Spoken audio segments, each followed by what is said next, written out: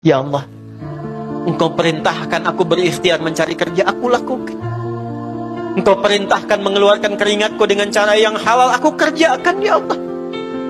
Engkau perintahkan aku jauhi yang Engkau larang, aku lakukan ya Allah. Sekarang aku telah berikhtiar dari sejak keluar, aku telah menunaikan sholat subuh seperti yang Engkau maha mengetahui. Dan menjelang malam aku mengadukan bahkan di rumahmu ya Allah, hanya untuk sesuap nasi bagi istri dan anakku dari yang halal itu. Aku telah melakukan apa yang Kau perintahkan. Aku hanya memohon apa yang telah Kau janjikan. Kalau dengan semua ikhtiar yang aku kerjakan sampai detik aku bersujud di hadapan-Mu di rumah-Mu ini belum Kau kabulkan, mohon tunjukkan kepadaku di malam ini ya Allah, dengan cara apa lagi mesti aku memohon kepadamu. Pernah nggak begitu mintanya? Itu rahmat. Itu rahmat. Dan itu ke hati tenang. Ke hati tenang. Jadi kita itu minimal kalau belum dapat pun hatinya tenang. Dan Allah tenangkan hati keluarga, itu yang disebut barakah namanya. Makanya ikhwan, banyak teman-teman kita dulu orang-orang saleh sejak zaman sahabat, itu kalau pulang kerja rata-rata mampir ke masjid. Dan selalu terjadi keajaiban ketika pulang. Masjid itu tempat paling menetralkan ketenangan dalam kehidupan. Anda nggak percaya silahkan, saya aja mau ke sini macetnya luar biasa. Tapi begitu masuk masjid belum sholat udah tenang. Tenang. Sehingga kalau antum macet, jangan langsung ke rumah. Kalau mampir ke masjid, nanti oleh Allah diganti keadaan hatinya. Jadi yang dibawa ke rumah itu bukan aura kantor yang banyak pekerjaan. Bukan aura di jalan yang banyak pertentangan. Anda itu direktur di rumah sebagai ayah. Di kantor direktur sebagai pimpinan. Jadi kalau pulang ke rumah jadi ayah, bukan jadi pimpinan. Perusahaan selesai. Saat keluar meninggalkan perusahaan, selesai. Pak rektor menjadi rektor di kampus, keluar gerbang kampus, selesai. Ya, semua pimpinan selesai. Tapi kan nyampe rumah itu ayah yang ditunggu. Saya itu kiai, ustadz, ini saat ngajar sekarang, nyampe rumah, gak ada yang kenal saya kecuali seorang ayah. Ini sampai sekarang anak saya belum pernah, ya seumur-umur saya pulang dipanggil, Ustadz, kiai pulang, gak ada. Gak ada. Buya. Dan Masya Allah, teman-teman yang ngantar tadi itu, sampai yang di sini nemani Bandung, tahu. Itu Pak, anak saya itu yang kecil, sampai dia bikin gambar. Ketika disampaikan ibunya, kami membiasakan kalau saya pergi, ibunya cerita tentang pekerjaan saya. Buya mengajar supaya Allah senang.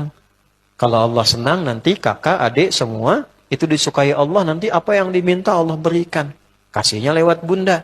Tapi karena Buya mengerjakan apa yang Allah minta. Jadi kalau saya pulang, saya cerita tentang ibunya. Itu dituliskan oleh anak saya, tulisan gambar orang mau ngajar, terus berpisah dengan seorang anak, dia tuliskan di atasnya, I love you Buya, engkau adalah ayah terbaik yang Allah kirimkan untukku. Itu sampai saya simpan sekarang Pak, dalam tas kemanapun saya pergi. Karena anak saya menginginkan ayahnya. Bukan status yang melekat kepadanya. Ibunya ceritakan kapan Buya pulang, jam sekian. Itu anak 2 tahun dengan 4 tahun kakaknya, nomor 4 dan 3, kompak nungguin sampai tengah malam, jam 10, jam 11. Saya cepat kejar pulang, makanya kalau sudah pengajian jangan banyak nanya. Anak saya nungguin.